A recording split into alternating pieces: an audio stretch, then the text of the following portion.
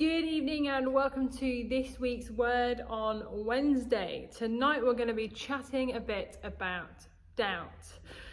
First, I want to ask you a question though. If I was to tell you that I met Billie Eilish, would you believe me?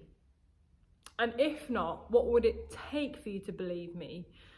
If I had other friends say to you, yeah, she's met Billie Eilish, 100% back that, would you believe that?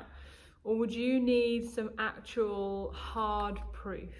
I'm asking because tonight we're talking about a guy called Thomas who didn't believe that Jesus had come back to life, that he'd been resurrected. In the book of John chapter 20, verse 25 onwards, we can read about what happened. It says, the disciples told Thomas, "We have seen the Lord." But he said to them, "Unless I see the nail marks in his hands and put my finger where the nails were and put my hand into his side, I will not believe." A week later, his disciples were in the house again and Thomas was with them. Though the doors were locked, Jesus came and stood among them and said, "Peace be with you." Then he said to Thomas, "Put your finger here, see my hands. Reach out your hand and put it into my side. Stop doubting and believe." Thomas said to him, "My Lord and my God." Then Jesus told him, "Because you have seen me, you have believed. Blessed are those who have not seen and yet have believed." Thomas was one of the 12 disciples and had followed Jesus for a number of years.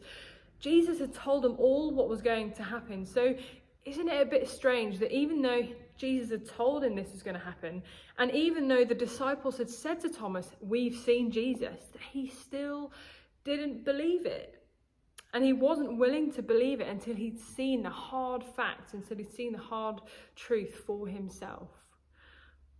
Blind faith is hard, but Jesus says at the end of that passage, "Blessed are those who have not seen and yet have believed." This is really important to take note of, but something else we also need to understand is that Jesus didn't berate Thomas for not believing.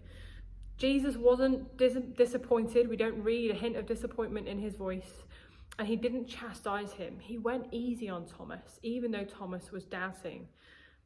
Jesus told Thomas that he could get all up in his business and poke at the wounds to help him overcome his doubt. Sometimes doubt can help our faith.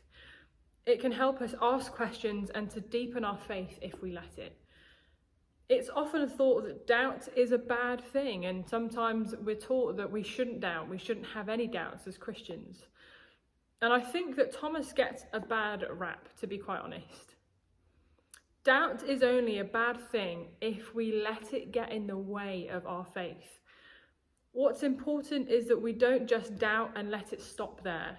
We need to let the doubt propel us to ask questions, to deepen our faith.